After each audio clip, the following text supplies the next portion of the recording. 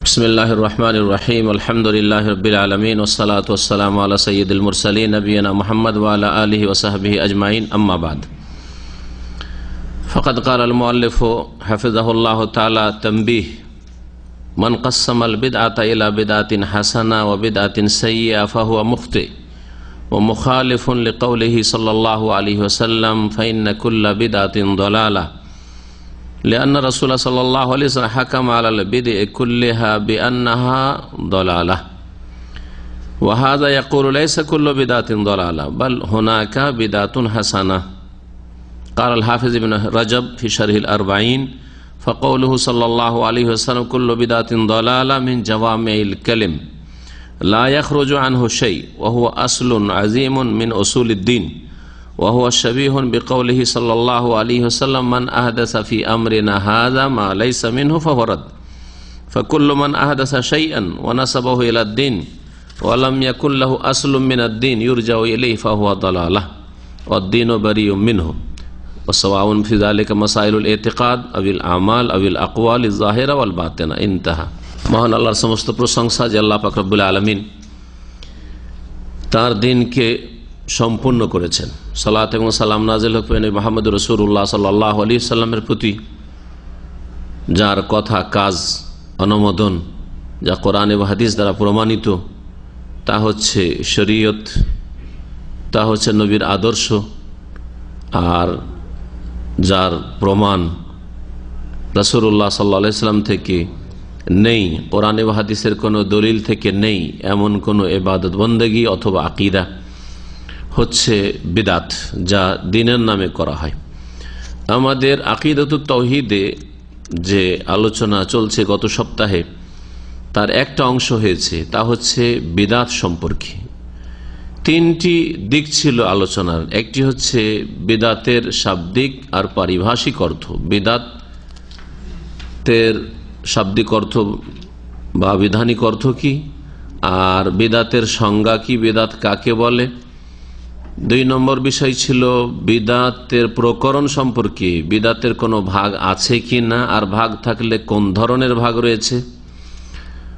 আর তিন নম্বর বিষয় ছিল বিদাতের হুকুম, বিদাতের বিধান সম্পর্কে, যে বিদাত জায়েজ না না জায়েজ।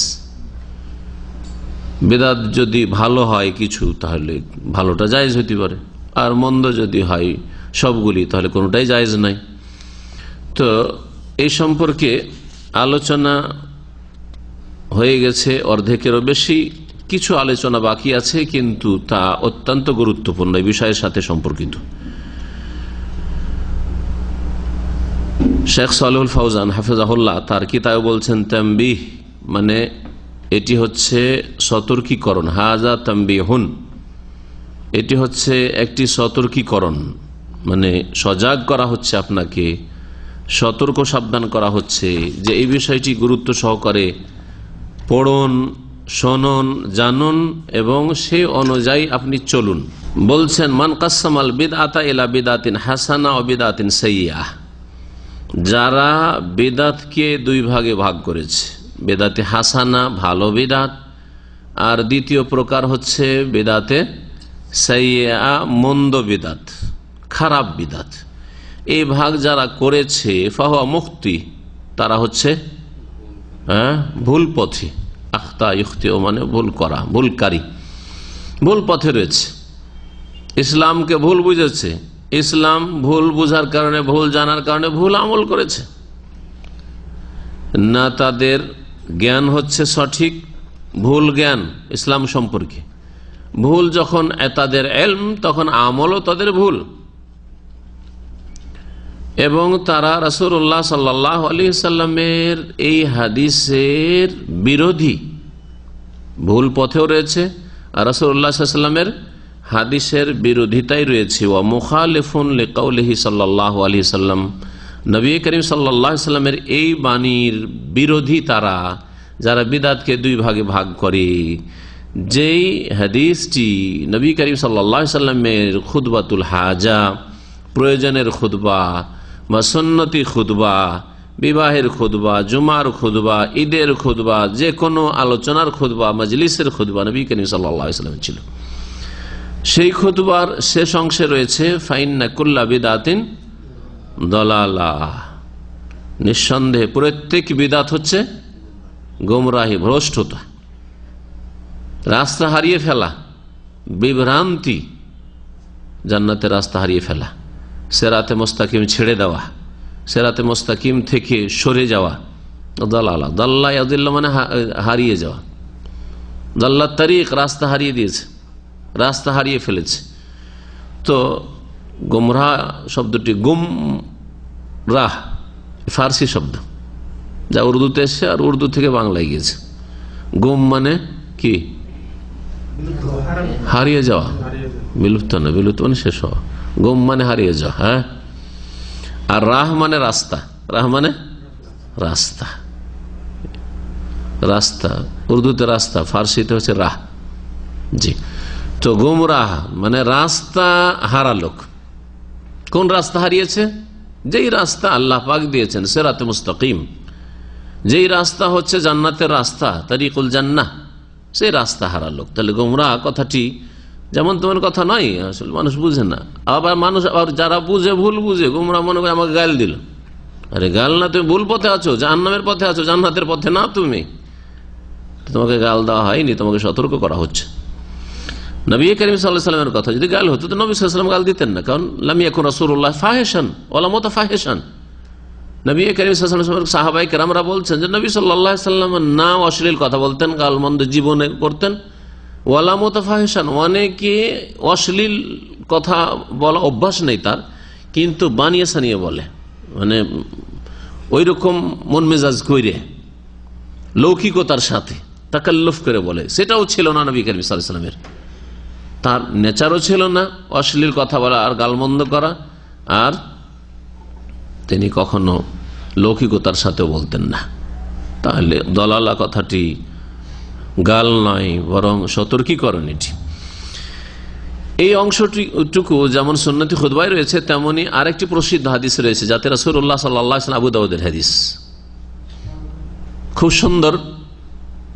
আর সবসময় রাসূলুল্লাহ সাল্লাল্লাহু আলাইহি ওয়াসাল্লাম আওয়াজ সুন্দর হতো, কিন্তু সেই হাদিসটি রয়েছে ওয়াজানা রাসূলুল্লাহ মাউইজাতান বালিগাতান, আমাদেরকে রাসূলুল্লাহ সাল্লাল্লাহু আলাইহি ওয়াসাল্লাম একদিন উপদেশ দিলেন, ওয়াজ করলেন, অত্যন্ত জ্ঞান গর্ব, গুরুত্বপূর্ণ, জি, উপদেশ দিলেন, যে যাতে কি হয়ে গেল, জারাফাত মিনহুল উয়ুন, মানুষের চক্ষু দিয়ে অশ্রু প্রবাহিত, সব কান্না শুরু হয়ে গেল, ওয়াজালাত মিনহাল কুলুব, আর যাতে অন্তর মানুষের নরম হয়ে গেল, কেঁপে উঠল আল্লাহর ভয়ে। ওতে নবী করিম সাল্লাল্লাহু আলাইহি ওয়াসাল্লাম বলেছিলেন যে ফাইন্নাহু মাইয়াইশ বাদি মিনকুম ফাসায়ারা ইখতিলাফান কাসীরা। শেষখানে বলেছেন নবী করিম সাল্লাল্লাহু আলাইহি ওয়াসাল্লাম, খুব লম্বা আওয়াজ ছিল নবী সাল্লাল্লাহু আলাইহি ওয়াসাল্লামের। লম্বা কখনো নবী সাল্লাল্লাহু আলাইহি ওয়াসাল্লাম বলেননি, মাঝে মধ্যে কখনো কখনো লম্বা কথা বলেছেন। না, নবী করিম সাল্লাল্লাহু আলাইহি ওয়াসাল্লাম 2-4 মিনিটের বেশি কোনো কথা বলতেন না, এত লম্বা কথা বলতেন না, অল্প কথা, জাওয়ামিল কালিম, অল্প কথায় অনেক কথাই থাকতো। এই ক্ষমতা, এই বৈশিষ্ট্য রাসূলুল্লাহ সাল্লাল্লাহু আলাইহি ওয়াসাল্লামকে আল্লাহ বিশেষভাবে দিয়েছে, এটি নবী সাল্লাল্লাহু আলাইহি ওয়াসাল্লামের একটি বৈশিষ্ট্য।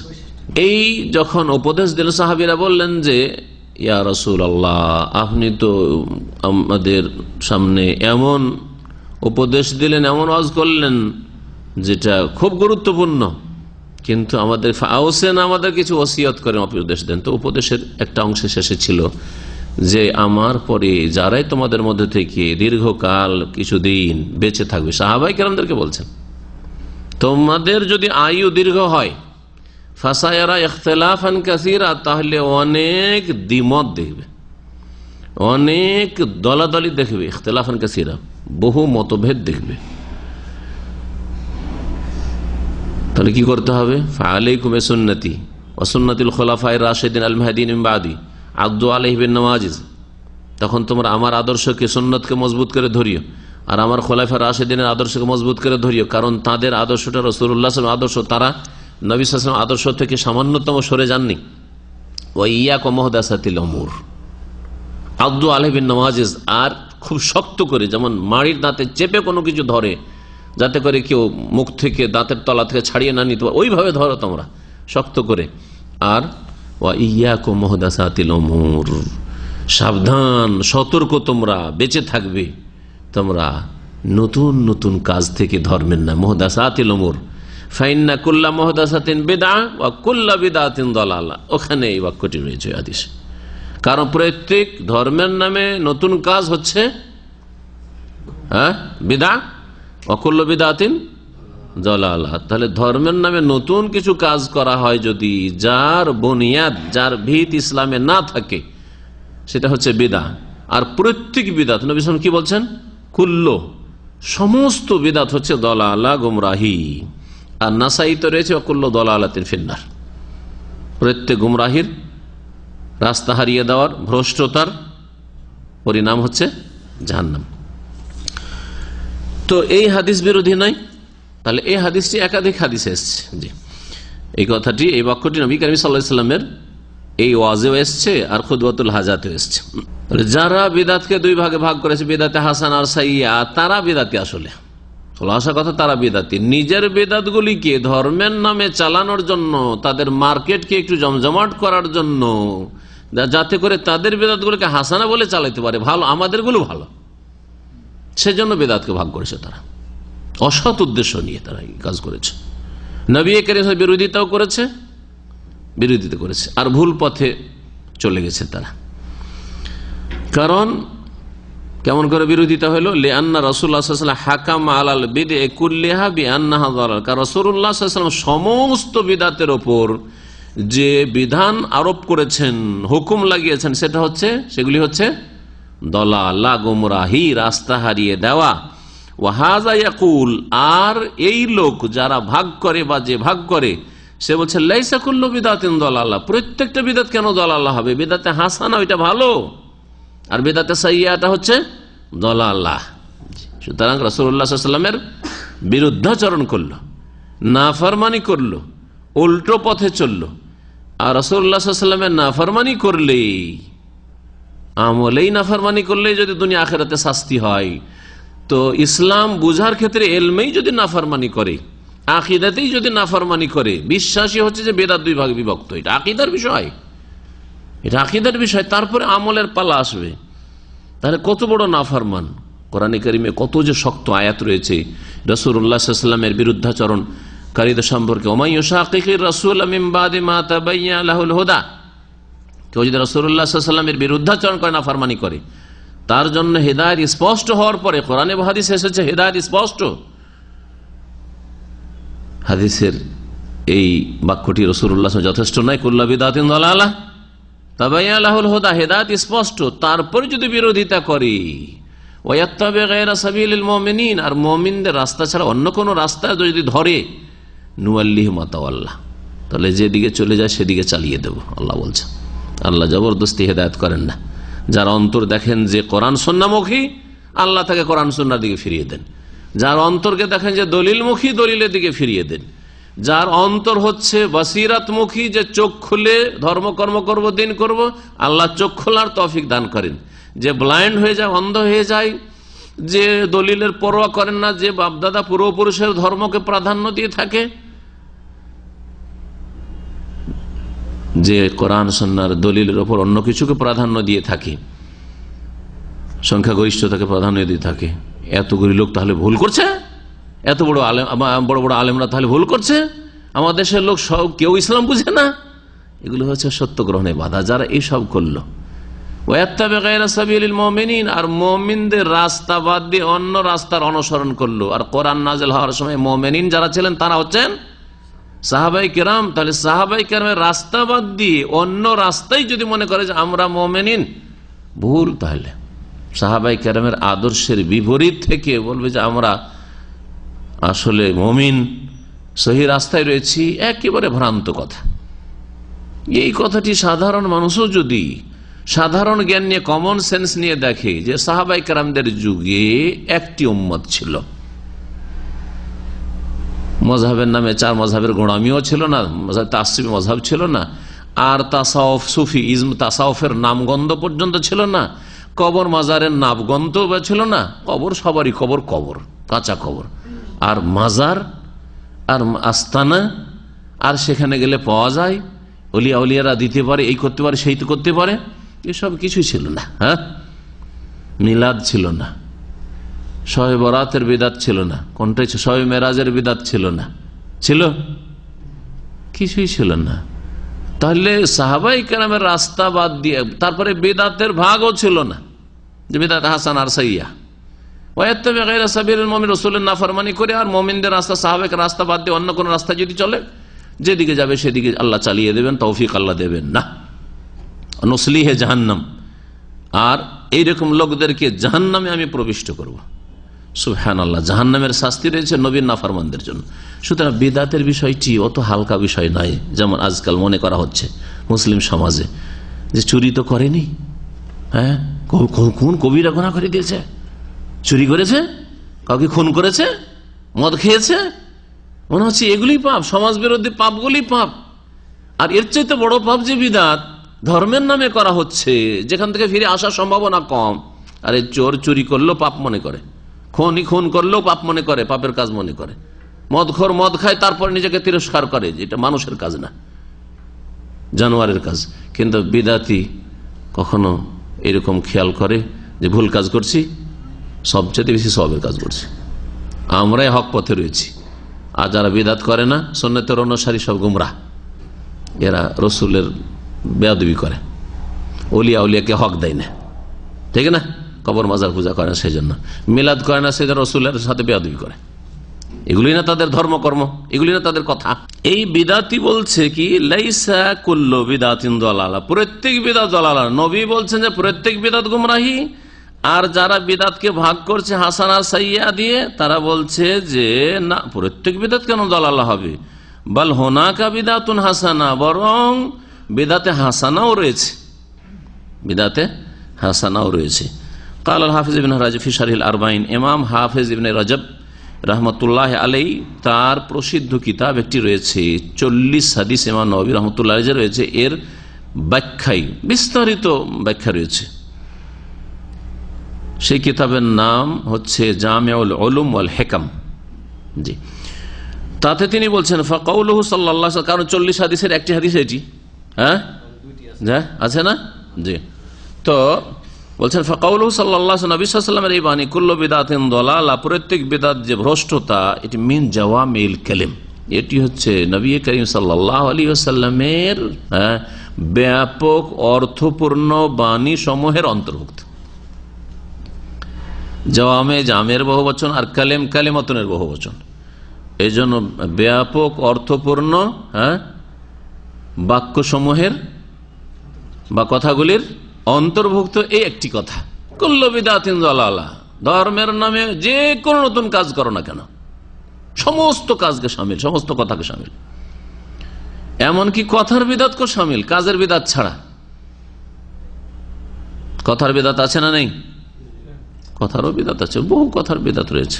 কথার বিদাত দিন তো একটা উদাহরণ আপনারা, নয়তো বাচনিক বিদাত, নয়তো নিয়ত পড়া, ঠিক আছে, নামাজের ভিতরে।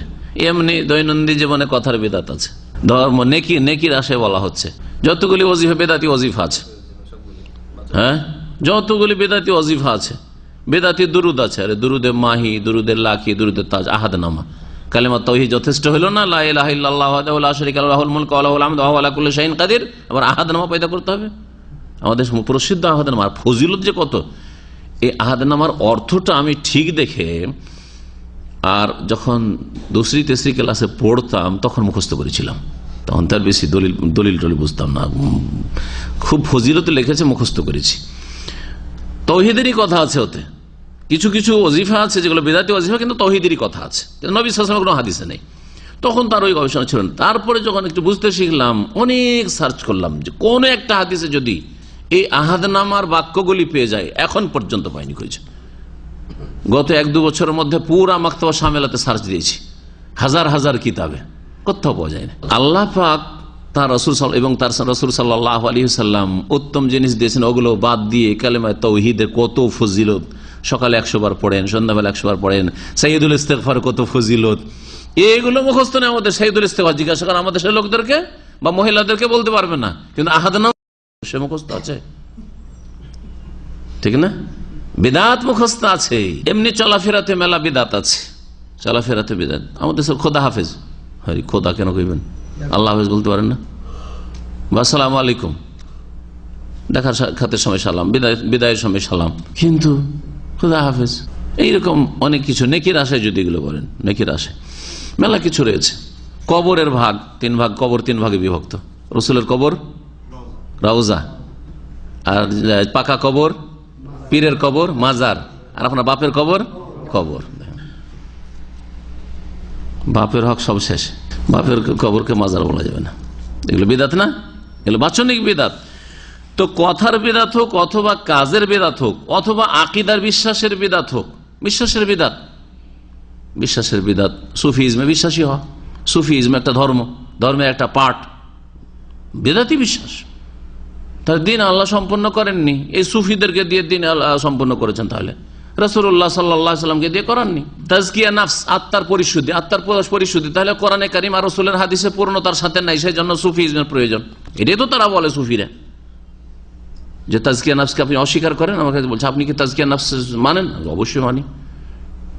তাজকিয়া নাফস আল্লাহ করার ব্যবস্থা দিয়েছেন কিনা, তার রসুল করেছেন কিনা, তার সাহাবায়ে কেরাম করেছেন কিনা? তো কোরআন হাদিসে তাজকিয়া নাফসের ব্যবস্থা, আত্মার পরিশুদ্ধি ব্যবস্থা আছে, সালামাতুল কুলুবের ব্যবস্থা আছে।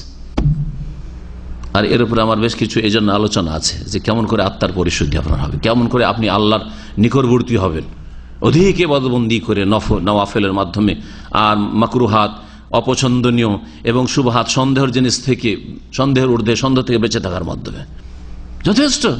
জাওয়ামে উল কালিম বলছিলাম যে কুল্লু বিদআতিন দালালা হচ্ছে নবী করিম সাল্লাল্লাহু আলাইহি সাল্লামের যে ব্যাপক অর্থপূর্ণ বাণী সমূহ রয়েছে তার একটি গুরুত্বপূর্ণ, লা ইয়াখরুজু আনহু শাই, এর থেকে কোনো কিছু বেরিয়ে যাবে না, সমস্ত বিদআতকে শামিল। আর সমস্ত বিদআত হচ্ছে গুমরাহি, কথার, কাজের, আকীদা সবকিছু। ওয়া হুয়া আসলুন আযীমুন মিন উসুলিদ্দিন, আর এই কথাটি, এই হাদিসটি হচ্ছে দ্বীন ইসলামের মূল মৌলিক নীতিমালা সমূহের একটি গুরুত্বপূর্ণ বড় নীতিমালা। ওয়া হুয়া শাবীহুন বিকাউলিহি সাল্লাল্লাহু আলাইহি ওয়াসাল্লাম, আর এই কথাটি কুল্লু বিদআতিন দালাল, এই কথাটি রাসূলুল্লাহ সাল্লাল্লাহু আলাইহি ওয়াসাল্লাম এই বাণীর মতোই। কি? মান আহদাসা ফি আমরিনা হাযা, আমাদের এই ধর্মীয় বিষয়ে যে কেউ নতুন কোনো কথা কাজ নিয়ে আসবে, ধর্মীয় বিষয় কিন্তু মা লাইসা মিনহু, যা তার অন্তর্ভুক্ত নয়, ফাহুয়া রাদ্দুন, তা প্রত্যাখ্যাত, তা ছুঁড়ে ফেলা হবে। আল্লাহর কাছে প্রত্যাখ্যাত, আল্লাহ কবুল করবেন না। রাসূলুল্লাহ সাল্লাল্লাহু আলাইহি ওয়াসাল্লামের কাছে প্রত্যাখ্যাত, শুধু রাসূলুল্লাহ সাল্লাল্লাহু আলাইহি ওয়াসাল্লাম পছন্দ করবেন না। এবং ওই বিদাতি কাজ করে আসলে রাসূলুল্লাহ সাল্লাল্লাহু আলাইহি ওয়াসাল্লামের শাফাআত পাওয়া যাবে না, রাসূলুল্লাহ সাল্লাল্লাহু আলাইহি ওয়াসাল্লাম হাউজে কাউসারের পানি পাওয়া যাবে না। সেখানে আসার আগে ফেরেশতারা তাড়াতে শুরু করবে, তাড়িয়ে দেবে। নবী সাল্লাল্লাহু আলাইহি ওয়াসাল্লামকে যখন বলা হবে যে এরা সব বিদাতি ছিল, তখন বললেন সোহকান লিমান বাদদালা দীনি, তাড়িয়ে দাও, তাড়িয়ে দাও, এদেরকে ভাগিয়ে দাও যারা আমার দিনকে বদলে দিয়েছে। যা ধর্মের নামে নতুন করা হবে কিন্তু তা নেই ধর্মে, তা হচ্ছে প্রত্যাখ্যাত। কুল্লু বিদআতিন দালালা, প্রত্যেক নতুন কাজ হচ্ছে গোমরাহি, এদিকে না হয় ওইদিকে, ইসলামের রাস্তায় নয়। একই কথাই কিনা? জি। তাহলে একটি হাদিস আর একটি হাদিসের ব্যাখ্যা করে, ভাষা আলাদা আলাদা, কিন্তু বুনিয়াদি কথা হচ্ছে বা মৌলিক নীতিমালা হচ্ছে এক। ফাকুল্লু মান আহদাসা শাইআন, সুতরাং যে কেউ নতুন কিছু আবিষ্কার করবে ধর্মের নামে, ওয়ানাসাবাহু ইলা দ্বীন, আর তা দ্বীনের সাথে, দ্বীন ইসলামের সাথে সম্পৃক্ত করবে, ওয়ালাম ইয়াকুন লাহু আসলুম মিনাদ দ্বীন, আর তার দ্বীন ইসলামে কোনো ভিত্তি নেই, ইউরজাউ আলাইহি, যার দিকে প্রত্যাবর্তন করা যেতে পারে, যে সেখান থেকে নেওয়া হয়েছে, এর বুনিয়াদ রয়েছে, এর মূল বিষয়টি শরীয়তে রয়েছে, ফাহুয়া দালালা, সেটি হচ্ছে গুমরাহি, সেটি হচ্ছে গুমরাহি। ওয়াদ্দীনু বারীউম মিনহু, আর দ্বীন ইসলাম এই রকমের কথা কাজ থেকে, আকীদা থেকে সম্পর্ক ছিন্ন করে। দ্বীন ইসলামের কোন সম্পর্ক, দ্বীন ইসলাম তা থেকে সম্পর্কহীন, বারীউন সম্পর্কহীন। ওয়া সাওয়াউন ফি যালিকা মাসাইলুল ইতিকাদ, এই ক্ষেত্রে আকীদার মাসলা মাসাইল বিষয়গুলি হোক, আবিল আমাল অথবা কর্ম সম্পর্কীয় বিষয় হোক, আবিল আকওয়াল অথবা বচনের সাথে, কথার সাথে, কথার বিদাত হোক, আযাহিরা সেগুলি প্রকাশ্য হোক অথবা আভ্যন্তরীণ, প্রকাশ্য যেগুলি কথাতে আসছে অথবা কাজে দেখা যাচ্ছে, প্রকাশ্যে আপনি নামাজ পড়ছেন, প্রকাশ্যে আপনি জায়নামাজে দোয়া পড়ছেন, প্রকাশ্যে সম্মিলিত মোনাজাত করছেন, প্রকাশ্য এইরকম বহু যেসব ঈদ মিলাদুন নবী বা ছেলে মেয়েদের জন্মদিবস পালন করা, বিবাহ দিবস পালন করা, এগুলি প্রকাশ্যে কিছু আমল, কিছু কথা। গোপনীয় ভিতরে মেলা বিদাতি আকিদা আছে, যে ভিতরেই আছে, সেগুলিকেও সামিল। ওয়ালাইসা লিহাউলাই হুজ্জাতুন আলা আন্না হুনাকা বিদাতান হাসানা। আর যারা বিদাতকে দুই ভাগে ভাগ করেছে, এদের কোনো দলিল নেই যে বিদাতে হাসানাও রয়েছে, ভালো বিদাতও রয়েছে। ইল্লা কওল উমর, একটি শুধু কথা উমর রাদিয়াল্লাহু তাআলা আনহুর, ওই কথা থেকে তারা বিভ্রান্তির শিকার হয়েছে। ওই কথার অর্থ বুঝতে গিয়ে তারা নবীর কথাকে ছুঁড়ে ফেলেছে। নবীর কথা বিরোধী উমরের কথা হবে? আর যদি হয় তো আপনি উমরের কথা নেবেন, রাসূলুল্লাহর কথা নেবেন, সাল্লাল্লাহু আলাইহি ওয়াসাল্লামের কথা নেবেন, তাই না? তাহলে দুটো কথা মনে রাখবেন। প্রথম কথা, ওমর রাদিয়াল্লাহু তাআলা যে কথাটি বলেছেন, কখনো এর মাধ্যমে তিনি রাসূলুল্লাহ সাল্লাল্লাহু আলাইহি ওয়াসাল্লামের বিরোধিতা করেননি। তাহলে এমন একটা অর্থ করতে হবে যাতে রাসূলুল্লাহ কুল্লু বিদাতিন দালালা আর মান আহদাসা ফি আমরিনা হাযা মা লাইসা মিনহু ফাহুয়া রাদ্দুন, নবী সাল্লাল্লাহু আলাইহি ওয়াসাল্লামের এবানী এর সাথে সমন্বয় হয়ে যায় নেমাতুল বিদাতু হাযিহি। ওমর রাদিয়াল্লাহু তাআলা এই কথাটির, যে এই প্রতিদিন জামাত করে তারাবি, প্রতি রাতে রমজান মাসে জামাত করে তারাবি পার্টি হচ্ছে, কত সুন্দর বিদাত। সমন্বয় করতে হবে, তাহলে সমন্বয় করতে হবে। আর যদি সমন্বয় করতে না পারেন তাহলে কি করতে হবে? অগ্রাধিকার দিতে হবে, তারজিহ। যদি তাতবিক না করতে পারেন, আরবিতে শুনে রাখেন যারা আরবি বোঝার চেষ্টা করেন, তাতবিক না দিতে পারেন বা তৌফিক, সমন্বয়, তৌফিক আরবিতে তৌফিক বলা, আমাদের দেশে ওইটাকে উর্দু করেন হালকা, ওইটা আরবি তাতবিক, মানে দুটো যদি সমন্বয় না করতে পারেন তাহলে কি করবেন? তারজিহতে আসবেন। তারজিহ মানে প্রাধান্য দেওয়া বা অগ্রাধিকার দেওয়া। একটাকে প্রাধান্য দেবেন আর আরেকটাকে প্রাধান্য দেবেন না। তাহলে নবী করিম সাল্লাল্লাহু আলাইহি ওয়াসাল্লামের কথা হচ্ছে কুল্লু বিদাতিন যালালা, নবী সাল্লাল্লাহু আলাইহি ওয়াসাল্লামের কথা হচ্ছে মান আহদাসা ফি আমরিনা হাযা মা লাইসা মিনহু রাদ, আর ওমর রাদিয়াল্লাহু তাআলার কথা হচ্ছে নেমাতুল বিদাতু হাযিহি। যদি সমন্বয় করতে পারি তাহলে দুটো সমন্বয়, আর সমন্বয় আছে। যদি এইরকম কোন ক্ষেত্রে দেখা যায় আমরা সমন্বয় করতে পারছি না, তখন কার কথা নেব? রাসূলুল্লাহ সাল্লাল্লাহু আলাইহি ওয়াসাল্লামের কথা নেব। ঠিক আছে? যেমন রাসূলুল্লাহ সাল্লাল্লাহু আলাইহি ওয়াসাল্লাম এক সা করে ফিতরা আদায় করেছেন এবং নিয়েছেন সাহাবায়ে কেরাম থেকে, ঠিক কিনা? মুআবিয়া রাদিয়াল্লাহু তাআলা জামানায় গম সম্পর্কে তিনি বললেন যে গমের দাম তো অনেক বেশি, খেজুরের দ্বিগুণ, তিনগুণ, চারগুণ, সুতরাং যদি গম কেউ আদসা দেয় তো চলবে। এখন যদি সমন্বয় না করতে পারি তাহলে কি করব? তারজির পথে আসবো। কার কথাকে প্রাধান্য দেব? মুআবিয়ার কথা, যে আদসা ফিতরা, যেমন ভারত বাংলাদেশে হানাফি মাযহাবে চলছে, ফিতরা কত, আদসা, এটা উচিত হবে নাকি প্রাধান্য দেব রাসূলুল্লাহ সাল্লাল্লাহু আলাইহি ওয়াসাল্লাম আমলকে? স্পষ্ট বুঝার চেষ্টা করবেন। ওসমান রাদিয়াল্লাহু তাআলা আনহু হজে আসতেন আর মেনাতে পুরা নামাজ পড়তেন 4 রাকাত। সাহাবায়ে কেরামরাও বিরোধিতা করতেন, এটা কেমন শুরু করলেন উনি যে পুরা নামাজ পড়ছেন? মুসাফির কসর করবেন, আর নবী সাল্লাল্লাহু আলাইহি ওয়াসাল্লাম কসর করেছেন।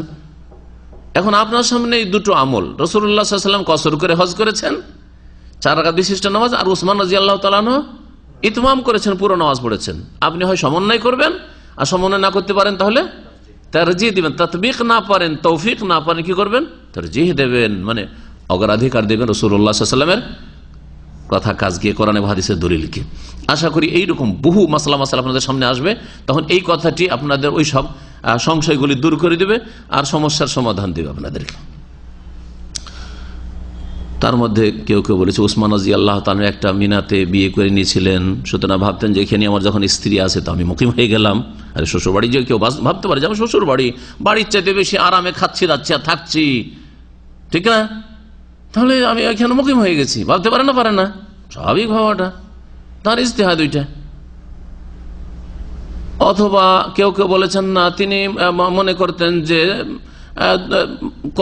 কসরও করা চলে আর পুরা নামাজ পড়া চলে, সুতরাং আমি পুরাই পড়লাম, অসুবিধাটা কি? আর কসর করা ওয়াজিব, এটা অধিকাংশ ওলামাদের ফতোয়া না। অধিকাংশ ওলামাদের ফতোয়া হচ্ছে যে কসর করা উত্তম, আফজাল।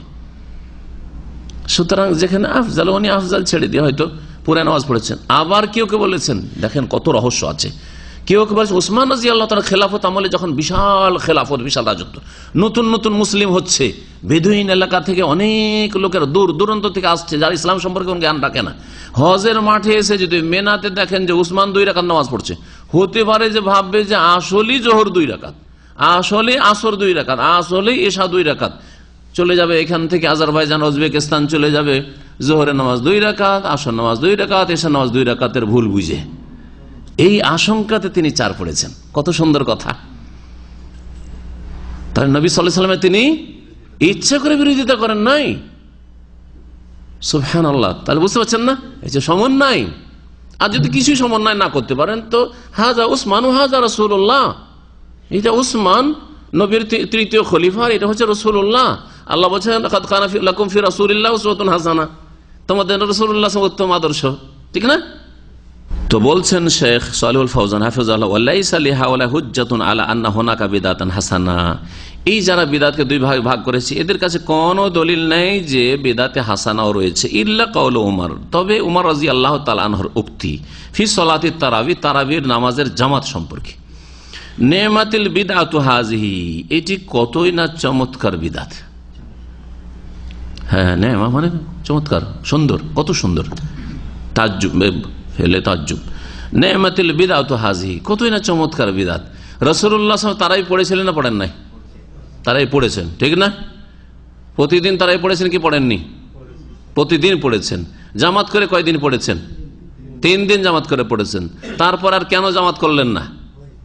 বললেন যে আল্লাহকে এত পছন্দ লেগেছে যে খাশিতু আন ইউকতাবা আলাইকুম, আমার ভয় হইতে লাগলো যে তোমাদের ফরজ না করে দেওয়া হয়, কারণ ওহী দরজা খোলা আছে। আর যদি ফরজ করে দেওয়া হয় তাহলে মা কুমতুম বিহা, তা তোমরা আদায় করতে পারবে না, তখন কাবিরা গুনাহ তোমাদের হয়ে যাবে। এই ভয়ে আমি আর জামাত করতে আসলাম না। লাকাদ রাআইতু সানিয়াকুম, তোমাদের অপেক্ষা, তোমাদের কাজ কারবার দেখছিলাম, সারা রাত অপেক্ষায় ছিল যে রাসূলুল্লাহ বেরিয়ে আসবেন আর জামাত করে নামাজ পড়াবেন। কিন্তু এই কথা ভাবিও না যে আমি ঘুমিয়েছিলাম সেই জন্য আসিনি, তোমরা ইন্তজার করে চলে গেছো। সব দেখছিলাম কিন্তু আমি বেরিয়ে আসিনি। বুঝা গেছে? ওহীর দরজা খোলা ছিল কতদিন পর্যন্ত? রাসূলুল্লাহ সাল্লাল্লাহু আলাইহি ওয়াসাল্লামের ইন্তেকাল পর্যন্ত। আবু বকরের যুগে ওহী এসেছে, ওমরের যুগে ওহী এসেছে, ওসমানের যুগে ওহী এসেছে, আসেনি। তো ওমর রাদিয়াল্লাহু তাআলার যুগে উনি দেখলেন যে লোকেরা নবী সাল্লাল্লাহু আলাইহি ওয়াসাল্লামের জামানার মতোই, আবু বকরের জামানার মতোই ছিন্ন ভিন্ন, এখানে 5টা লোক, ওখানে 5টা লোক, এখানে 10টা লোক, যে যার সাথে লাগছে। মসজিদে নববীর মধ্যে কয়েক জামাতের লোকের আলাদা আলাদা নামাজ পড়ছে। বাড়িতে অনেকের নামাজ পড়ার মতো সুযোগ সুবিধা নেই, তখন মসজিদে এসে যেহেতু একসাথে জামাতের কোনো সিস্টেম নেই, সুতরাং যে যাকে পেয়েছে, যে যাকে ভালো মনে করেছে ওর পিছনে নামাজ, আমরা চলো 5 জন এখানে পড়ি, আমরা 5 জন ওখানে পড়ি, আমরা 5 জন এখানে পড়ি। এক মসজিদে যদি 5টা 7টা জামাত হয়, ফায়দাহুম আউজাউন মুতাফাররিকুন, বিচ্ছিন্ন ছিন্ন ভিন্ন হয়ে তারা নামাজ আদায় করছিল তারাবির। বলে যে এই দৃশ্যটা ভালো লাগছে না, একই মসজিদে কয়েকটা ছোট ছোট দল হয়ে কয়েকজনকে নিয়ে এই নামাজ পড়া। যদি একসাথে করে দিই তো এটা ভালো। আর রাসূলুল্লাহ সাল্লাল্লাহু আলাইহি ওয়াসাল্লাম 3 দিন করেছিলেন, তারপরে করেননি, যেহেতু আশঙ্কা ছিল। এখন আর আশঙ্কা নেই, ওমরের কাছে ওহী আসবে না, সেজন্য কি করলেন? উবাই বিন কাবকে বললেন, তামিম দারিকে বললেন যে তোমরা কি করো, 30 দিনই জামাত করে তারাই পড়াও। তাহলে এর আসল মজুদ রয়েছে, জামাতেরও আসল, তারাবিরও আসল মজুদ রয়েছে, আর জামাত করে একসাথে মসজিদে পড়ার আসল বুনিয়াদ মজুদ রয়েছে। শুধু সেটা কি করলেন, 3 দিন থেকে 30 দিন করে দিলেন। তারপরে ওই জামাতে তারাবি পড়া হচ্ছে সুন্নাত, উত্তম। যদি দেখা যায় যে জামাতে দ্রুত স্পিডের তারাবি হচ্ছে, বাড়িতে আমি এর চাইতে ভালো খুশুর সাথে পড়তে পারবো, তাহলে কোনো অসুবিধা নেই। ওমর রাদিয়াল্লাহু তাআলা নিজে জামাত করে তারাবি পড়াবার হুকুম দিয়ে দিচ্ছেন উবাই বিন কাবকে, তামিম দারিকে, আর তিনি এই দৃশ্য দেখে বলছেন খুব সুন্দর, আর তিনি বাড়িতে পড়ছেন। এটাও জানেন, কে প্রমাণ করতে পারে যে ওমর রাদিয়াল্লাহু তাআলা ওই জামাতে শরীক ছিলেন তারাবিতে যখন শুরু করেন তিনি? না। তো সাহাবায়ে কেরাম অনেকে নিজের বাড়িতে নিজের পরিবার পরিজনকে নিয়ে তারাবি পড়তেন, ফরজটা পড়ে মসজিদ থেকে চলে যেতেন, আর ছেলে মেয়েদেরকে নিয়ে পরিবারকে নিয়ে তারাবি পড়তেন, কিয়ামুল লাইল পড়তেন। এইরকমই যদি দেখা যায় যে বিদাতি নামাজ হচ্ছে আর ওই দেশের এক্সপ্রেস তারাবি হচ্ছে, তো আপনি বাড়িতে আপনার পরিবারকে ছেলে মেয়েদেরকে নিয়ে নামাজ পড়বেন। ওয়াকালু আইজান ইন আন্নাহা উহদিসাত আশিয়া লাম ইয়াস্তানকিরহা সালাফ, লাম ইয়াস্তানকিরহা সালাফ মিসল জামিল কোরআন ফি কিতাবিন ওয়াহিদ ওয়া কিতাবাতুল হাদিস ওয়া তাদবিনুহু। আর একটি সংশয়ের কথা উল্লেখ করেছেন, বিদাতপন্থীদের যারা বিদাতকে 2 ভাগে ভাগ করেছে আর ভাগ করে নিজেদের বিদাতগুলিকে বিদাতে হাসানা বলেছে। যারা যে বিদাতগুলি করে সেগুলো কি বলে? বিদাতে হাসানা। বেরলভীরা যে বিদাতগুলি করে সেগুলিকে বলে সব বিদাতে হাসানা। কবর পাকা করা তাদের বিদাতে হাসানা, কবরে ফুল চড়ানো বিদাতে হাসানা, চাদর চড়ানো বিদাতে হাসানা। হাদিসে না থাকলে কি হবে? হ্যাঁ, নবী না করলে কি হবে? কিন্তু এগুলো ভালো বিদাত। হ্যাঁ, অলিয়া উলিয়ার এহতেরাম করছি, আলেম ওলামার এহতেরাম করছি, ওস্তাদের এহতেরাম করছি, পীর সাহেবের এহতেরাম করছি, সুতরাং তার কবরে চাদর চড়াচ্ছি। কিভাবে শয়তান বিভ্রান্ত করেছে! এভাবে তাহলে বিদাতের রাস্তা খুলে যাবে। যে যেখানে যেটাকে মনে করবে যে আমার এটা করার দরকার, বলবে যে বিদাতে হাসানা শুরু করে দিবে, ঠিক না? চলতে থাকবে কিয়ামত পর্যন্ত। শেষে এমন অবস্থা হবে ইসলামের যেমন অবস্থা হয়েছে ইহুদি নাসাদের ধর্মের। মুসা আলাইহিস সালামের ধর্মের সাথে ইহুদিদের বর্তমান ধর্মের কোনো সম্পর্ক নেই, দূরেরও। ঈসা আলাইহিস সালামের নিয়ে আসা ধর্মের সাথে, যে ধর্ম হাওয়ারিয়িনগণ পালন করেছেন, ওই ধর্মের সাথে বর্তমান খ্রিস্টান জগতের ধর্মের কোনো সম্পর্ক নেই, দূরেরও। নামের শুধু নিসবত বাস আছে, নামের সম্পৃক্ততা আছে, বোঝা গেছে? তো ওই রকম দশা হয়ে যাবে। আর আসলে আমাদের দেশে গিয়ে মানুষের আমল দেখলে আসমান জমিনের পার্থক্য দেখে রাসূলুল্লাহ সাল্লাল্লাহু আলাইহি ওয়াসাল্লাম জামানার ইসলামের সাথে আর দেশের ইসলামের সাথে সবকিছুতেই, নামাজে প্রতিটি ক্ষেত্রে, রোজার ক্ষেত্রে, হ্যাঁ, জানাজার ক্ষেত্রে, হ্যাঁ, মৃত ব্যক্তিকে নেকি পৌঁছানোর ক্ষেত্রে, আর বিভিন্ন ক্ষেত্রে, জিকির আজকারের ক্ষেত্রে, ইত্যাদি ইত্যাদি, বিয়ে শাদীর ক্ষেত্রে, যত ক্ষেত্র নেন, কোথায় রাসূলুল্লাহ সাল্লাল্লাহু আলাইহি ওয়াসাল্লাম জামানার বিয়ে শাদী, কোথায় রাসূলুল্লাহ সাল্লাল্লাহু আলাইহি ওয়াসাল্লাম জামানার দিন আর এখনকার দিন, এই অবস্থা। কিন্তু সৌদি আরবের যদি ইসলাম দেখেন, যে ইসলাম আমল হচ্ছে, তাহলে রাসূলুল্লাহ সাল্লাল্লাহু আলাইহি ওয়াসাল্লামের সুন্নতের কাছাকাছি পাবেন। আমি বলবো না যে 100% পাবেন, কোন জায়গায় ত্রুটি পেতে পারেন আপনি, কিন্তু কথা হচ্ছে যে কাছাকাছি পাবেন, অনেকটা কাছাকাছি পাবেন আপনি, আকরাব ইলা সুন্নাহ পাবেন আপনি, সুন্নতের অধিক নিকটবর্তী পাবেন। এদের আর এক সংশয় কি, যে বিদাতে হাসানা বিদাতে সাইয়্যার ভাগ করলাম তো কি হলো? কারণ নবী সাল্লাল্লাহু আলাইহি ওয়াসাল্লামের পরে আরো কিছু নতুন কাজ হয়েছে, ধর্মের কাজ। ওয়াকালু আইজান, এই বিদাত যারা দুই ভাগে ভাগ করেছে, বিদাতে হাসানা সাইয়্যার, তারা এই যুক্তিও পেশ করেছে, আন্নাহা উহুদিসাত আশিয়া, যে বেশ কিছু নতুন নতুন কাজ ধর্মের নামে করা হয়েছে, লাম ইয়াস্তানকিরহা সালাফ, সালাফে সালেহিন সাহাবাই কেরামদের জামানায়, তাবেইনদের জামানায় তারা কোনো আপত্তি করেন নাই। মিসল জামিল কোরআন, যেমন কোরআন একসাথে করা, রাসূলুল্লাহ সাল্লাল্লাহু আলাইহি ওয়াসাল্লামের জামানায় কোরআন একত্রিত করা হয় নাই। কোরআন কি করা হয়নি? একত্রিত, সূরা ফাতিহা থেকে শুরু, তারপরে বাকারা, আলে ইমরান, নিসা, আর শেষে হচ্ছে ইখলাস, ফালাক, নাস, ঠিক না? এইরকম করা হয়নি, এই এক যুক্তি। সুতরাং এটাকে যখন সালাফে সালেহিন সাহাবায়ে কেরামরা মেনে নিয়েছেন, আবু বকর প্রাথমিক কোরআন একত্রিত করলেন, তারপর ওসমান রাদিয়াল্লাহু তাআলা কপি করলেন, আর তারপরে তখন মুসাফে উসমানী সারা পৃথিবীতে ছড়িয়ে পড়ল, সবাই এক বাক্যে মেনে নিয়েছে। এটা যদি চলে তো এটাও বিদাতে হাসানা। এই দিক দিয়ে আবার বিদাতে হাসানার একটা দলিল খোঁজার চেষ্টা করলাম। আর একটা যুক্তি, যে নবী সাল্লাল্লাহু আলাইহি ওয়াসাল্লামের জামানায় তো হাদিস লেখা হয়নি, পরে ইমাম বুখারীর সহিহ বুখারী কখন লেখা হয়েছে, সহিহ মুসলিম কখন লেখা হয়েছে, আবু দাউদ, তিরমিজি, নাসাই, ইবনে মাজাহ কখন লেখা হয়েছে। সুতরাং যখন এগুলো পরে লেখা হয়েছে, এগুলো ধর্মেরই কাজ, দিনের কাজ, এগুলো হচ্ছে বিদাতে হাসানা, সুতরাং আমাদের বিদাতে হাসানা চলবে। বোঝা গেছে? যদি উত্তর না জানা থাকে তাহলে আপনার সামনে জটিলতা আসবে, আরে কথা তো ঠিকই, তাহলে তো ঠিকই বলছে কথা। এখন শোনেন এগুলির উত্তর, আমার ভাষায় নয়, শেখ আল্লামা সালেহুল ফাওজান হাফিজাহুল্লাহ, সৌদি আরবের সবচেয়ে বড় আলেম বর্তমানে, এখন ভালো করে মনে রাখেন। আর সৌদি আরবের সবচেয়ে বড় আলেম মানে সারা পৃথিবীর সবচেয়ে বড় আলেম। এখন সৌদি আরবের চাইতে বড় আলেম পৃথিবীতে নেই কোথাও। একটা যুগ হয়তো ছিল, আজকে থেকে যদি 50 বছর, 70 বছর, 80 বছর আগে বলেন, তো ভারত উপমহাদেশে বড় আলেম ছিল। কিন্তু এখন বললেন যে ভারত, বাংলাদেশ, পাকিস্তানে, কারণ আরবের পরে যদি ভালো আলেম ওলামা থাকে তো আপনার আরব দেশগুলির পরে ভারত উপমহাদেশে। এখন কেউ যদি দাবি করে যে ভারত, বাংলাদেশ, পাকিস্তানে আরব দেশের চাইতে ভালো আলেম আছে, তো সে মিথ্যুক, সে একেবারে মিথ্যাবাদী। হয় ইচ্ছা করে মিথ্যা কথা বলছে, আর না হলে অবাস্তব কথা তার অজ্ঞতার কারণে বলছে, অজ্ঞতার কারণে বলছে। যেমন আমাদের দেশের লোকেরা মদিনায় যারা পড়ার সুযোগ পায় না বা পড়েনি, তারা বলে মদিনায় কি পড়া হয়, মদিনায় বুলুগুল মারাম পড়া হয়, হ্যাঁ আমরা তো সিটিসি ক্লাসে পড়াই। আর ওরা বুখারীও যে পড়ায়, কেমন যে তাবারকের পড়ায়, ছাত্র বুখারী হাদিস বুঝে না। আর এইখানে বুলুগুল মারাম যেটা পড়া হয় সেটা এত ভালো করে পড়া হয়, আর এত হক আদায় করে পড়া হয় যে ওই বুলুগুল মারাম পড়লে মাসলা ইস্তেমবাদ করার যোগ্যতা পয়দা হয়ে যায়, যে একটা হাদিস থেকে মাসাইল ইস্তেমবাদ হইতে পারে। আপনার আমার কাছে উমদাতুল হাকিম যখন পড়ছেন বা বুলুগুল মারাম পড়ছেন তখন বুঝতে পারছেন যে একটা হাদিস থেকে কত মাসালা। তাও যে আমি আপনাদেরকে ভালো হক আদায় করে দিচ্ছি এমন কথা নাই, কিছুটা হক আদায় হচ্ছে, ওতেই বুঝতে পারছেন। তাহলে নিশ্চয়ই এর চাইতে ভালো মধ্যে ইউনিভার্সিটিতে পড়াশোনা হচ্ছে, কিন্তু যারা পড়েনি তারা এইভাবে হেয় প্রতিপন্ন করে আর তারপরে খাটো করার চেষ্টা করে, মনে করে যে দেশে পড়াশোনা ভালো হয়। আমরা পড়ে নাই, 2 বার করে ফারেক হয়েছি দেশে, কতটা হাদিস বুঝেছি যা ভালো করে জানা আছে, আর কতটা উসুল হাদিস মুস্তালাহ হাদিস বুঝেছি ভালো করে জানা আছে, দেশে 2 বার ফারেক হয়ে দৌড়া করি। আর তারপরে আপনার কতটা যে সেখানে নাহু সারফটা ভালো পড়েছি, দেশেই যথেষ্ট ভালো করে পড়েছি, গ্রামার ভালো করে পড়েছি।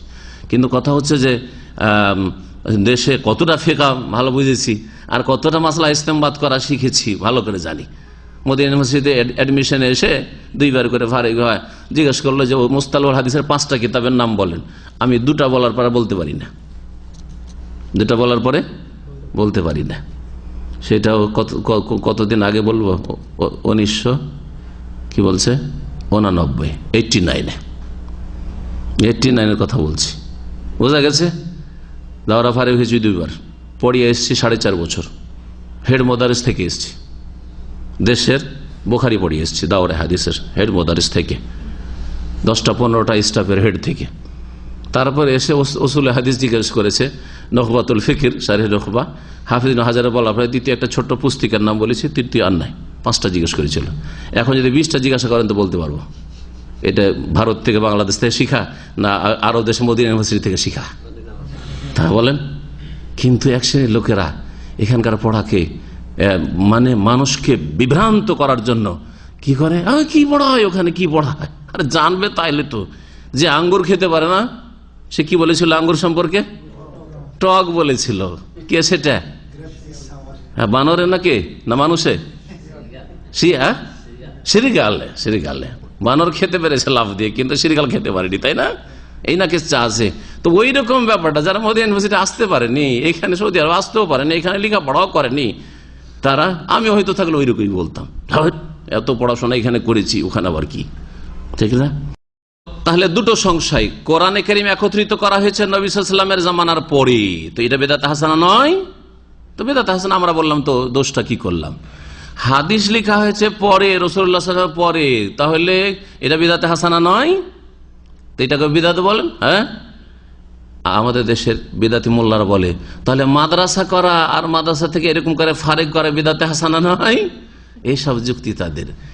এই দুটোর উত্তর পেলে ওটারও উত্তর পেয়ে যাবে একসাথে। উত্তর শোনেন, বলছেন ওয়াল জওয়াবু আন যালিকা, শেখ সালেহুল ফওজান হাফিজাহুল্লাহ বলছেন যে এই কথাগুলির জবাব হচ্ছে আন্না হাযিহিল উমুরা লাহা আসলুন ফিশ শারঈ, এই কাজগুলি কোরআন একত্রিত করা আর হাদিসে লিখা, হাদিস সংকলন করা, তাদউইন মানে সংকলন করা, এগুলির শরীয়তে ভিত্তি আছে, বুনিয়াদ আছে, বেবুনিয়াদ নয়, ভিত্তিহীন নয়।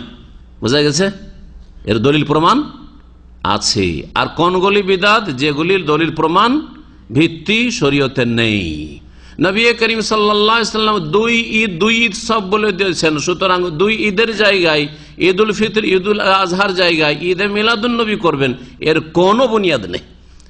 জন্মবার্ষিকী কারো পালন করবেন আপনার নেতার, অথবা মৃত্যুবার্ষিকী পালন করবেন, এর কোনো বুনিয়াদ ইসলামে নেই। সুতরাং বিদআত এগুলি। বোঝা গেছে? বিশেষ এক রাতে আমরা সভ্যেদারি করব, শুনেছেন এগুলো? সভ্যেদারি করে একটা ইসলামিক সংগঠন, তাদের নেতারা জেল টেলে গেলে সভ্যেদারি করে তাদের মুক্তির জন্য দোয়া করে। বিশেষ রাতে যত তাদের রুকন হবে, সদস্য হবে, সবখানে সারা রাত ধরে তাহাজ্জুদ পড়বে। এর কোনো বুনিয়াদ আছে? রাসূলুল্লাহ সাল্লাল্লাহু আলাইহি ওয়াসাল্লাম বালা মুসিবত আসেনি? হ্যাঁ, রাসূলুল্লাহ সাল্লাল্লাহু আলাইহি ওয়াসাল্লামের জামানায় মুস্তাযাফিন মক্কাকে জেলে ভরে রাখা হয়নি, যারা হিজরত করে আসতে পারে না। কখন রাসূলুল্লাহ সাল্লাল্লাহু আলাইহি ওয়াসাল্লাম বাকি সাহাবায়ে কেরাম মুহাজির আনসারকে নিয়ে সভ্যেদারি করেছেন, আর সবিনা খতম করেছেন, আর খতমে ইউনুস করেছেন, আর খতমে জালালি করেছেন। তাহলে এগুলির ভিত্তি ইসলামে নেই। সুতরাং এগুলি হচ্ছে বেদাত, আর কুল্লু বিদাতিন দলালা, সবগুলি দলালা। সুতরাং এই যে সাংগঠনিক সভ্যেদারি করে তাদের নেতাদের মুক্তির জন্য, এগুলি হচ্ছে কি বিদাতে দলালা, গুমরাহি। ভালো করে শুনে রাখেন। ফালাইসাত মুহদাসা, সুতরাং কোরআন একত্রিত করা আর হাদিস সংকলন করা বা হাদিস লেখা এগুলি নতুন না। প্রথম কথা কওল ওমর রাদিয়াল্লাহু তাআলা আনহুর কথার জবাব, ওইটার জবাব শুনেন। নেমাতিল বিদাত, উনি যে বলেছেন যে এই জামাত করে তারাই পড়া কত সুন্দর বিদাত, ইউরিদুল বিদাতাল লুগাবিয়াতাল শারইয়্যা, এতে থেকে তার উদ্দেশ্য ছিল বিদাতের শাব্দিক অর্থ, আবিধানিক অর্থ, শরীয়তি অর্থ নয়, পারিভাষিক অর্থ না। শরীয়তের ভাষায় যেটা বিদাতের সংজ্ঞা আছে সেটা তিনি বুঝাননি, বরং শব্দের দিক থেকে তার এই প্রতিদিনের জামাত সহকারে তারাবির ব্যবস্থা করে দেওয়াটাকে তিনি কি বলেছিলেন?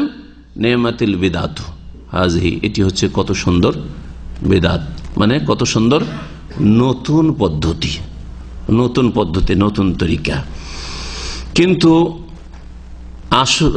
এর সংজ্ঞা হচ্ছে বিদাতের, শরীয়তি বিদাত কি? শরীয়তি বিদাতের সংজ্ঞা আবার ফিরে দেখেন কি, ফাকুল্লু মান আহাদাসা শাইয়ান, যে কোনো এমন একটা নতুন কাজ করবে ধর্মের নামে, ওয়ানাসাবাহু ইলা দ্বীন, আর দ্বীনের সাথে সম্পৃক্ত করলেন, নতুন কাজ করলেন, দ্বীনের সাথে সম্পৃক্ত করলেন, দুটো কন্ডিশন। তৃতীয় হচ্ছে ওয়ালাম ইয়াকুন লাহু আসলুন মিনাদ দ্বীন, আর দ্বীনে তার কোনো বুনিয়াদ নাই, ভিত্তি নেই। হ্যাঁ, যেটার কাছে আপনি কি আশ্রয় নিতে পারেন যে এই দলিলের ভিত্তিতে করছি, ফাহুয়া দলালা, সেটি হচ্ছে দলালা, গুমরাহি, সেটি হচ্ছে বিদাত। আর তারাবি জামাত করে পড়ারও বুনিয়াদ, ভিত ইসলামে আছে এবং ওমর রাদিয়াল্লাহু তাআলার কাছে ছিল। তাই তিনি এখানে যে বিদাত শব্দটি ব্যবহার করেছেন, এটা কি অর্থে করেছেন? শাব্দিক অর্থে করেছেন। শরীয়তের দিক থেকে ওমর রাদিয়াল্লাহু তাআলা আনহুর 30 দিনের জামাত কন্টিনিউ করে দেওয়া, নবী সাল্লাল্লাহু আলাইহি ওয়াসাল্লাম 3 দিনকে, এটি সুন্নত, কোনো বিদাত নাই। তারপর উমর রাদিয়াল্লাহু তাআলা আনহুর একটা নতুন কিছু চালু করা আমার চালু করা সমান। উমর রাদিয়াল্লাহু তাআলা সম্পর্কে নবী সাল্লাল্লাহু আলাইহি ওয়াসাল্লাম বলছেন, আলাইকুম বিসুন্নতি ওয়া সুন্নাতিল খুলাফায়ে রাশিদিন, আমার আদর্শকে মজবুত করে ধরি আর খোলাফায়ে রাশিদিন আবু বকর, ওমর, ওসমান, আলী, তাদের তরিকাকে মজবুত করে ধরিও। সুতরাং তারা যদি কিছু করেন, তারা যেহেতু দ্বীনের আসল লক্ষ্য উদ্দেশ্য বুঝেই কোনো কিছু করেছেন, যেমন ওসমান রাদিয়াল্লাহু তাআলা আনহুর আর একটি জুমার দিনের আজান অতিরিক্ত করা, আজানের আসল তো মজুদ রয়েছে, তারপরে তিনি আজান যে বাড়িয়েছেন খোলাফায়ে রাশিদিনের সুন্নতকে নবী বিদাত বলেন, সুন্নত বলেছেন, সুন্নাতুল খোলাফায়ে রাশিদিন। যদি বিদাত হইতো তো বলতেন অবিদাতিল খোলাফায়ে রাশিদিন, বিদাত বলেছেন? বলেননি। কিন্তু ওই কাজটি যদি আমি করি, যে ইসলামী সেন্টারে আলোচনায় আসার জন্য লোকজন আসতে একটু বিলম্ব করেছে, তো এটা আজান দিয়ে ওই দিন চলবে আমার জন্য, কারণ শেখ সাদিয়ার বকরির নেদি, বোঝা গেছে? ওসমান রাদিয়াল্লাহু তাআলা আনহুর কথা পেশ করে কেউ যদি এখানে দলিল পেশ করে যে আমরাও এখানে মসজিদে একটু লোকজনকে জমাটমা করার জন্য, হ্যাঁ, অথবা আমাদের ইলেকশনে তাড়াতাড়ি করে ভোটটা সারতে হবে, চল একটা আজান দে, এরকম বিভিন্ন ক্ষেত্র হইতে পারে। লোকজনকে ডাকা হাঁকা করতে হবে, তাড়াতাড়ি করে ডাকতে হবে, একটু এমার্জেন্সি আছে তো দে, আজান দে। ঝড় তুফানে আমাদের দেশের আজান হয়, যদি বলে উসমান আজান দিয়েছেন তো আমি ঝড় তুফানে আজান দিলাম তো কি হইলো, তো বলবো যে উসমান শেখ সাদি আর তুই বকরির নেদি, বোঝা গেছে? উসমান নেতাজি আর তুই পিয়াজি। সুতরাং কখনো আপনি নিজেকে ওখানে পৌঁছাবেন না। ফামা কানা লাহু আসলুন ফিশ শরীয়্যা, শরীয়তে যার বুনিয়াদ রয়েছে, ভিত্তি রয়েছে, ইউরজাউ আলাইহি, যেখানে ফিরে যাওয়া যেতে পারে, মানে যেখান থেকে দলিল নেওয়া যেতে পারে, ইযা কিলা, সেই সম্পর্কে যদি বলা হয়, ইন্নাহু বিদআত, যে এটা বিদআত, শরীয়তে ওর মূল বিষয়টি রয়েছে, সেই সম্পর্কে যদি বিদাত কেউ বলে, ফাহুয়া বিদাতুন লুগাতান, তাহলে সেটা আবিধানিক অর্থে বিদাত, লা শারআন, শরীয়তের অর্থে নয়, পারিভাষিক অর্থে নয়। তো ওমর রাদিয়াল্লাহু তাআলা আনহু জামাত করে তারাই পড়াকে যে বিদাত বলেছেন, এটা শরীয়তে যেহেতু বুনিয়াদ রয়েছে, সেজন্য এটা কি বলবো, আবিধানিক অর্থে, শাব্দিক অর্থে বিদাত, শরীয়তগত অর্থে বিদাত নয়। লিআন্নাল বিদআত শারআন, কারণ শরীয়তের ভাষায় বিদাত কাকে বলে? মা লাইসা লাহুল আসলুন ফিশ শারআ, শরীয়তে যার কোনো বুনিয়াদই নেই, ভিত্তি নেই, ভিত্তিহীন। ওয়া জামউল কোরআন ফি কিতাবিন ওয়াহিদ, এখন দ্বিতীয় সংশয়ের উত্তর, কোরআনকে একত্রিত করা একটি কিতাবে, লাহু আসলুন ফিশ শারিয়া, শরীয়তে এর বুনিয়াদ রয়েছে। নবী করিম সাল্লাল্লাহু আলাইহি ওয়াসাল্লাম কখনো কোরআন নাযিল হয়েছে আর শুধু শুনিয়ে রেখে দিয়েছেন, কখনো করেননি। সাথে সাথে কাতিব ওহীকে ডেকেছেন, হয় আলী রাদিয়াল্লাহু তাআলা আনহুকে, না হয় যায়েদ ইবনে সাবিতকে, না হয় মুআবিয়া ইবনে আবি সুফিয়ানকে, এরা লিখতেন। হ্যাঁ, দেখে বলতেন যে উকতুবু আল আয়া কাযা ফি সূরাতে কাযা ফি মাকানে কাযা, এই আয়াতগুলিকে বা এই আয়াতটিকে অমুক সূরাতে লিখো, অমুক সূরার অমুক আয়াতের পরে লিখো, এরকম করে বড় বড় সূরাগুলি তো একসাথে নাযিল হয়নি, কখন মাঝখান থেকে পরে নাযিল হয়েছে, বুঝা গেছে? তো এইরকম করেছেন নবী করিম সাল্লাল্লাহু আলাইহি ওয়াসাল্লাম, সবসময় লিখিয়ে দিয়েছেন। তাহলে কোরআন লিখা নবী সাল্লাল্লাহু আলাইহি ওয়াসাল্লামের জীবদ্দশাই ছিল। এর বুনিয়াদ আছে না নেই? শরীয়তে বুনিয়াদ আছে, ভিত্তি আছে, ভিত্তিহীন নয়। লিআন্না নবী সাল্লাল্লাহু আলাইহি ওয়াসাল্লাম কানা ইয়ামুরু বিকিতাবাতিল কোরআন, কারণ নবী করিম সাল্লাল্লাহু আলাইহি ওয়াসাল্লাম কোরআন লিখা নির্দেশ দিতেন, লিখিয়েও দিতেন আর নির্দেশও দিতেন। সহিহ মুসলিম হাদিস হয়েছে, লা তাকতুবু আন্নি গায়রাল কোরআন, আমার থেকে কোরআন ছাড়া অন্য কিছু লিখিও না। হাদিস কেউ কেউ লিখতে চাইতেন, তখন নবী সাল্লাল্লাহু আলাইহি ওয়াসাল্লাম ব্যাপক হারে হাদিস লিখতে নিষেধ করেছেন। এক দুটো সাহাবীকে মাঝে মধ্যে লিখিয়ে দিয়েছেন, বা কেউ লিখতে চাইছে লিখে দিতে বলেছেন, কিন্তু ব্যাপক হারে হাদিস লেখাটা বারণ ছিল কোরআন নাজেল হওয়ার জামানায়। কেন? কারণ সাধারণ অশিক্ষিত মানুষ, সাহাবায়ে কেরামদের জামানায় শিক্ষিত লোক ছিল না, আমরা অনেকে বুঝতে পারি না। আজকাল অনেকেই একটা সাধারণ দোয়া, বানানো দোয়া অথবা নবী সাল্লাল্লাহু আলাইহি ওয়াসাল্লাম হাদিসকে বলে যে এটা কোন আয়াত। আমার কাছে মাঝে মাঝে প্রশ্ন আসে যে শাইখ এটা কোন আয়াত? আমি বলে ভাই এটা আয়াত না, এটা হাদিস। তাহলে বুঝতে পারছেন না যে এটা আয়াত না হাদিস? ভালো আলেম হলে বোঝা যাবে, ভালো আলেম হয় হাফেজ, আর হাফেজ নাও যদি হয় আর ভালো আলেম হয়, তাহলে ভাষার অলংকার সম্পর্কে যদি জানা থাকে, কোরআনে কারীমের অলংকার হচ্ছে সবচেয়ে উচ্চ অলংকার, আর তারপরে 2 নম্বরে উচ্চ অলংকার রাসূলুল্লাহ সাল্লাল্লাহু আলাইহি ওয়াসাল্লাম হাদিসের, তারপরে সাধারণ লোকের সাহিত্যিক ভাষা। তাহলে সাহিত্য থেকে হাদিস পার্থক্য করতে পারবে একজন লোক ভালো যদি আরবির পণ্ডিত হয়, তাহলে অনারব হইলেও এরকম কোরআনের আয়াত না হাদিস পার্থক্য করতে পারবে, বুঝতে পারবে, যারা বালাগাতের সাবজেক্ট ভালো করে পড়া আছে, ভালো করে পড়া আছে। জি, এবং কোরআন এবং হাদিস সম্পর্কে জ্ঞান আছে, চর্চা আছে। শুধু বালাগাত পড়া থাকলে আবার হবে না, কোরআন হাদিসের সম্পর্কে জানা আছে, ওদের বুঝতে পারবে। তো কোরআন লিখার জামানায় হাদিস লেখা এই জন্য নিষেধ ছিল, যাতে করে মানুষ ভুল বুঝে কোরআনকে হাদিসে না ঢুকিয়ে দেয়, আর হাদিস কোরআনের অংশে না ঢুকিয়ে দেয় যে এটাও আয়াতে কোরআনি, বড় গুমরাহি হয়ে যাবে। কোরআন লেখা নির্দেশ দিতেন নবী সাল্লাল্লাহু আলাইহি ওয়াসাল্লাম, লাকিন কানা মাকতুবান মুতাফাররিকান, পার্থক্য এই ছিল পরের কোরআন লেখা সাহাবায়ে কেরামদের, আবু বকর বা উসমানের কোরআন লেখা আর রাসূলুল্লাহ সাল্লাল্লাহু আলাইহি ওয়াসাল্লামের কোরআন লেখাতে, যে কোরআন নবী সাল্লাল্লাহু আলাইহি ওয়াসাল্লামের জামানায় লেখা ছিল বিচ্ছিন্ন ভাবে। কেউ কিছু সূরা লিখে রেখেছে, কেউ কিছু আয়াত লিখে রেখেছে, কেউ কিছু সূরা লিখে রেখেছে, কারো কাছে কিছু লেখা আছে, কারো কাছে কিছু লেখা আছে, এইরকম। লিআন্না নবী সাল্লাল্লাহু ফাজামাহু সাহাবা, সাহাবায়ে কেরামরা কি করলেন রাদিয়াল্লাহু আনহুম, সবগুলিকে একত্রিত করলেন। বিভিন্ন সাহাবায়ে কেরামদের কাছে ছড়িয়ে ছিটিয়ে আছে কোরআনের বিভিন্ন অংশ, সবগুলিকে একত্রিত করলেন ফি মুসহাফিন ওয়াহিদিন, একটি কপিতে, একটি মুসহাফে। কোরআনের কপিকে মুসহাফ বলা হয়।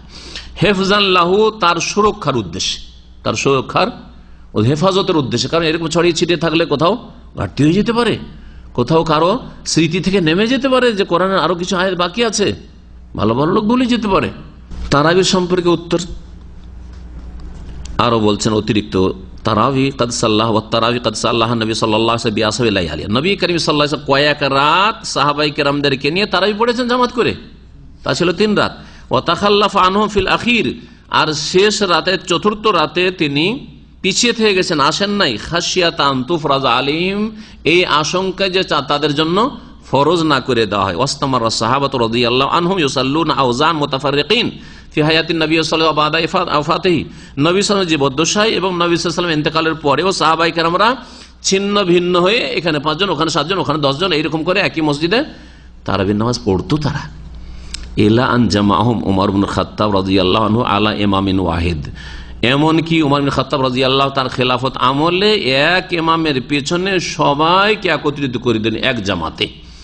কামা কানু খালফান নবী সাল্লাল্লাহু আলাইহি ওয়াসাল্লাম, যেমন তারা 3 দিন নবী সাল্লাল্লাহু আলাইহি ওয়াসাল্লামের পিছনে এক জামাতে নামাজ পড়েছে।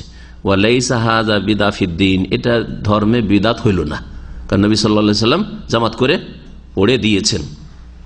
এখন হাদিস লেখার বিষয়টি, হাদিস বুখারী অনেক পরে লেখা আছে, তোমরা হাদিস কোথায় কেন এইভাবে করছো, মুখে মুখে রাখো। এরও উত্তর বলছেন যে এরও শরীয়তে বুনিয়াদ রয়েছে, ভিত্তি রয়েছে, ভিত্তিহীন নয়। ওয়া কিতাবাতুল হাদিস আইজান লাহা আসলুন ফি শারআ, হাদিস লেখারও ভিত্তি রয়েছে, প্রমাণ রয়েছে শরীয়তে। ফাকাদ আমারান নবী সাল্লাল্লাহু আলাইহি ওয়াসাল্লাম কিতাবাতে বাযিল আহাদিস লিবাজ আসহাবিহি, কিছু কিছু হাদিস লেখার হুকুম দিয়েছেন নবী করিম সাল্লাল্লাহু আলাইহি ওয়াসাল্লাম কিছু কিছু সাহাবায়ে কেরামদেরকে। কোন কোন সাহাবাই কেরামকে, যেমন আবু শাহ বলে একজন আসলেন, আসার পরে নবী সাল্লাল্লাহু আলাইহি সাল্লামের খুতবা শুনলেন আপনার হজের মাঠে, তারপরে বললেন যে উকতুবলি ইয়া রাসূলুল্লাহ। তখন নবী সাল্লাল্লাহু আলাইহি ওয়াসাল্লাম বললেন, আবু শাহ ইয়ামান দেশ থেকে এসেছেন, বললেন উকতুবুলি আবি শাহ। সাহাবাদেরকে বলে যারা লিখতে জানতেন যে আবু শাহকে লিখে দাও। তারপরে আবু হুরায়রা আব্দুল্লাহ বিন উমর দুজনে বলছেন যে আমার চাইতে বেশি ওনার হাদিস কেন, ফাইন্নাহু কানা ইয়াকতুবু ওয়া আনা লা আকতুবু। আবু হুরায়রা বলছেন যে আব্দুল্লাহ বিন উমর তিনি লিখতেন আর মুখস্থ করতেন, আর আমি শুধু মুখস্থ করতাম, আর সেই জন্য তার হাদিস বেশি। এটা তার ধারণায়, কিন্তু পরে ক্যালকুলেশন করে হিসাব করে দেখা গেল যে সবচেয়ে বেশি হাদিস বর্ণনাকারী 5000-এর বেশি হাদিস বর্ণনাকারী আবু হুরায়রা, আর তারপরে আব্দুল্লাহ বিন উমর, তারপর আয়েশা রাদিয়াল্লাহু আনহা। আয়েশা রাদিয়াল্লাহু আনহা থেকে বর্ণিত হাদিস রয়েছে প্রায় 2000-এর বেশি।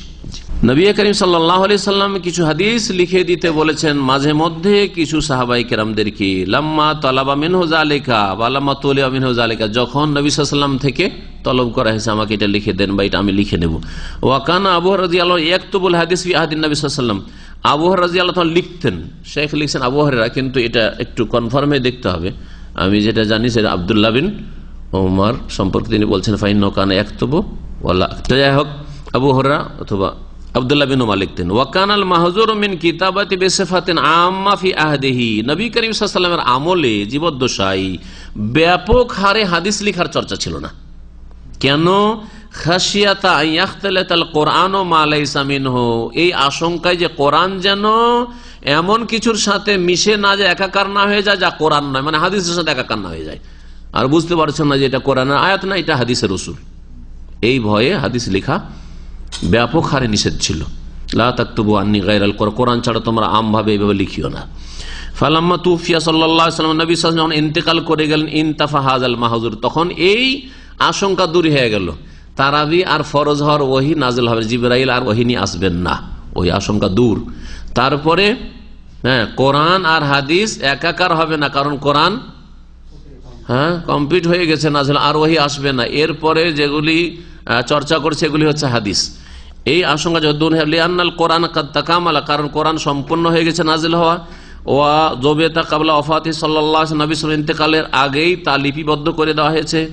ফাদাওয়ার আল মুসলিমুনা হাদিসা বাদা যালিক হিফজাল্লাহু মিন আদ-দিয়া, তারপরে মুসলিমরা হাদিস সংকলন করা শুরু করলেন বিনষ্ট হওয়া বা শেষ হয়ে যাওয়া থেকে সুরক্ষার উদ্দেশ্যে, যাতে করে হারিয়ে না যায় বা হাত ছাড়া না হয়ে যায়।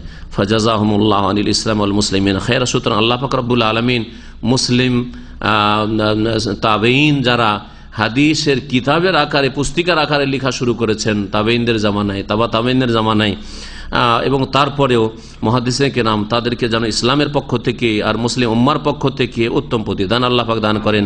হাইসু হাফিজু কিতাব রাব্বিহিম, কারণ তারা তাদের রবের কিতাবের হেফাজত করেছেন। সাহাবায়ে কেরামরা যে কোরআনের মুসহাফ বানিয়ে একসাথে একটা কপি বানিয়ে ওসমান রাদিয়াল্লাহু তাআলা বড় বড় শহরগুলিতে 5 কপি পাঠিয়ে দিয়েছেন। ও সুন্নাতে নবীহিম সাল্লাল্লাহু আলাইহি ওয়াসাল্লাম মিন আদ-দিয়া, এবং নবী সাল্লাল্লাহু আলাইহি ওয়াসাল্লাম সুন্নতকেও তারা হেফাজত করেছেন তা বিনষ্ট হওয়া থেকে।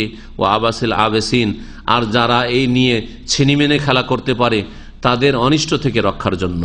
এখানে আমাদের আলোচনা আজকের শেষ হলো।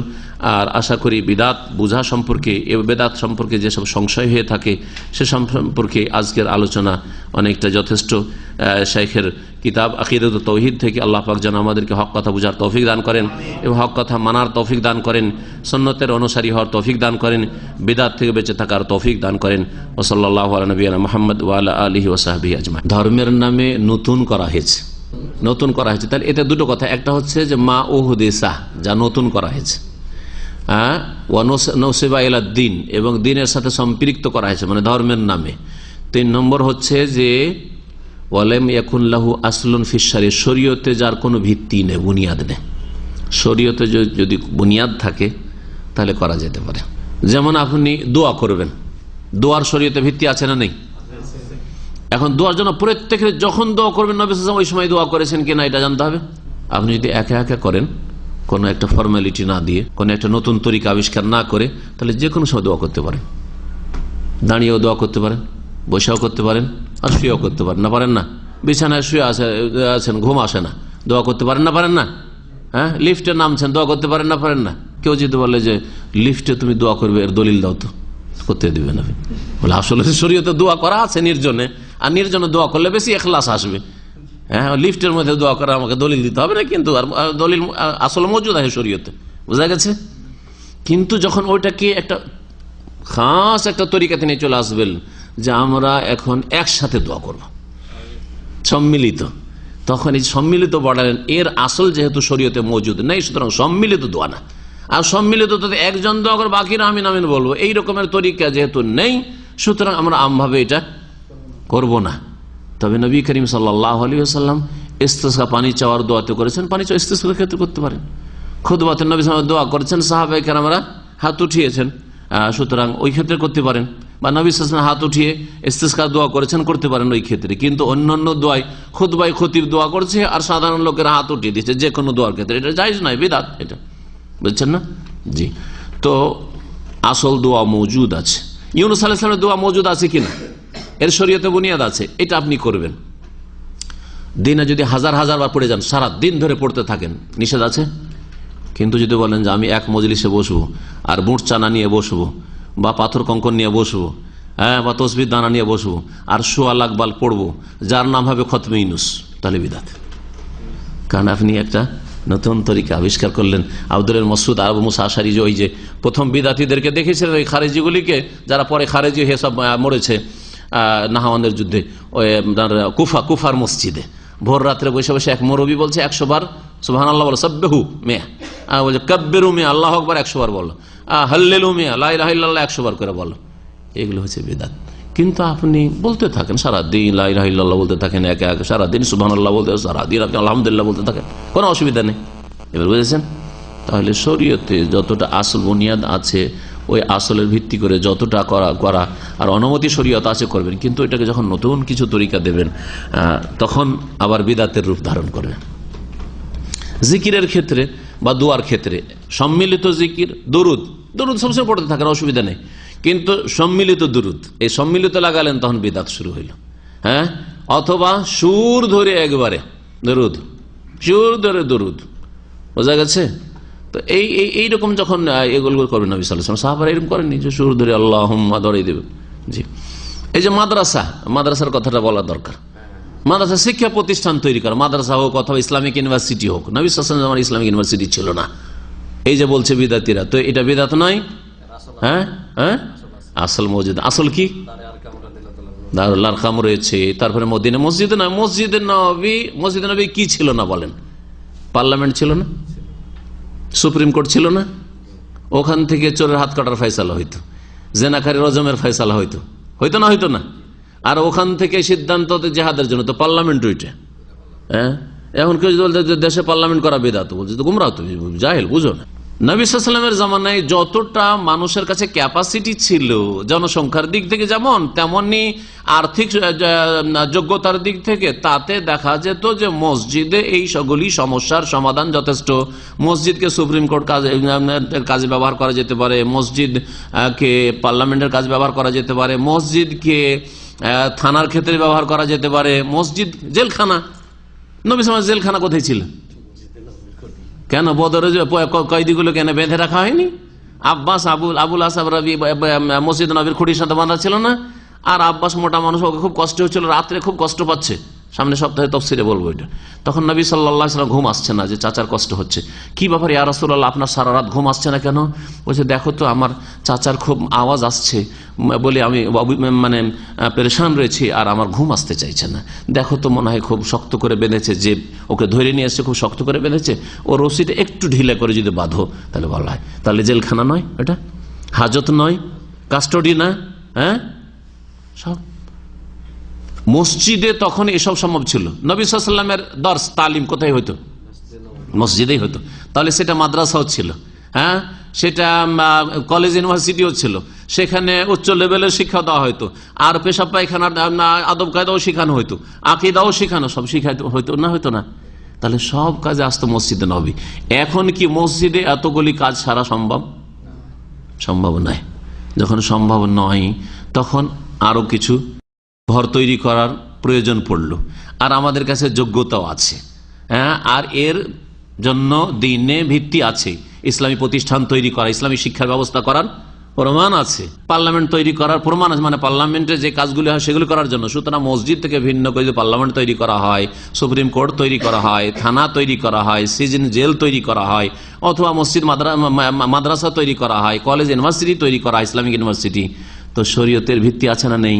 সুতরাং এগুলি বিদাত, যদিও ধর্মীয় কাজ এগুলি, কিন্তু এগুলো বেদাত নয়, এগুলি বিদাত নয়, কারণ নবী সাল্লাল্লাহু আলাইহি ওয়াসাল্লাম জামানায় ছিল। আল্লাহর একটা গজব শিয়াদের উপরে, শোনেন, শিয়াদের মধ্যে কোনো হাফেজ নেই। আল্লাহ যেহেতু কোরআনে বিশ্বাসী নয়, তার আস্থাশীল নয়, সেই জন্য কোরআনের হাফেজ শিয়াদের মধ্যে নেই, আল্লাহ ওদেরকে হাফেজ দেননি।